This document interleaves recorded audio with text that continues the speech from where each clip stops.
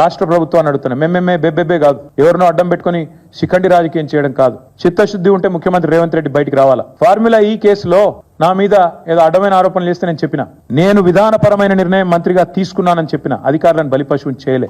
IAS అధికారులను వాళ్ళను వీళ్ళను ముంగట దోసేసి నేను వెనకకు తప్పుకోలే.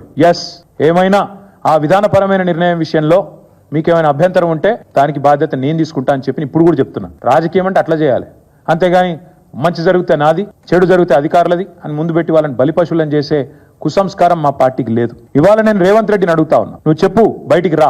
ఇప్పటిదాకా నోరు విప్పలే. 400 ఎకరాల భూమిని, నీది కాని భూమిని టీజీఐఏసీ తాకట్టు పెట్టి 10,000 కోట్ల అప్పు తీసుకోవడం తప్పు కాదా?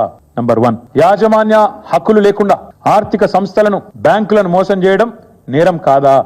నేను అడుగుతా ఉన్నా. ఆర్థిక సంస్థలను మోసం చేసిన ముఖ్యమంత్రిని, టీజీఐఏసీ సంస్థను విచారించకపోతే మోడీ గారి తప్పు కాదా? కేంద్ర ప్రభుత్వ తప్పు కాదా? సెంట్రల్ ఎంపవర్డ్ కమిటీ రిపోర్ట్ ఇంత స్పష్టంగా ఉన్న తర్వాత కూడా కేంద్ర ప్రభుత్వం యాక్ట్ చేయకపోతే కేంద్ర ప్రభుత్వం కూడా ఇందులో కంప్లిసిట్ కాదా? ఇందులో వారికి కూడా వాటా ఉందని అనుకోవడం తప్పు అవుతుందా? హడావుడిగా కుట్రపూరితంగా 170 కోట్ల రూపాయలను లోన్లు తీసుకొని రావడం కోసం ఒక బ్రోకర్ సంస్థకు అప్పచెప్పడం, కమిషన్ ఇవ్వడం ప్రజాధనాన్ని దుర్వినియోగం చేయడం కాదా?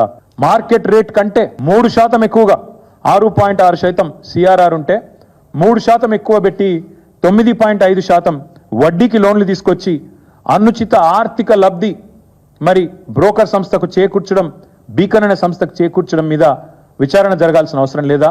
ఇందులో మోడీ గారి ప్రభుత్వానికి బాధ్యత లేదా? అన్ని రకాల నిబంధనలు తుంగలో దొక్కి పర్యావరణ హననానికి పాల్పడి భారీ అవినీతికి పాల్పడ్డ రాష్ట్ర ప్రభుత్వం, రాష్ట్ర ముఖ్యమంత్రి అధికారులను బలిపశువు చేస్తామంటే కుదరదు.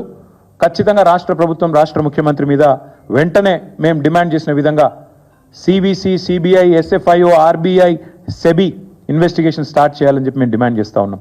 కేంద్ర ప్రభుత్వానికి చిత్తశుద్ధి ఉంటే ఈ నెలాఖరు లోపల స్పందించండి. వెంటనే అవసరమైతే ఒక సుప్రీంకోర్టు సిట్టింగ్ జడ్జిని పెట్టండి, లేదా మీ ఇష్టమున్న ఏజెన్సీని ముంగట పెట్టండి, వెంటనే విచారణకు ఆదేశించండి అని చెప్పి డిమాండ్ చేస్తూ, మరి కేంద్ర ప్రభుత్వం మాటలతోనే సరిపెట్టకుండా, లిప్ సింపతితోనే సరిపెట్టకుండా నిజంగా ఈ విషయంలో సీరియస్గా ఉంటే ముందుకు రావాలని చెప్పి డిమాండ్